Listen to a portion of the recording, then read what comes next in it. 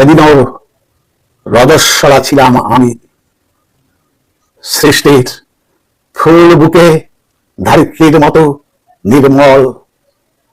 আমাকে কেন্দ্র করেই হতে পারে নতুন প্রাণের উৎপত্তি। খুশিতে আনন্দে পঞ্চস্বামী নামক রক্ষা কবচ ধারণ করে যখন ছিলাম বিশ্রামাগারে, দুঃস্বপ্নেও আসেনি নারীত্ব হারানোর ভাবনা।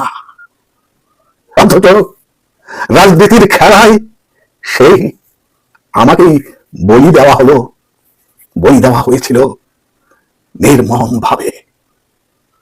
শয়ন কক্ষ থেকে দুরাচারী দুঃশাসন আমার চুলের মুঠি ধরে টানতে টানতে নিয়ে দাঁড় করিয়েছিল কামনার আসনে।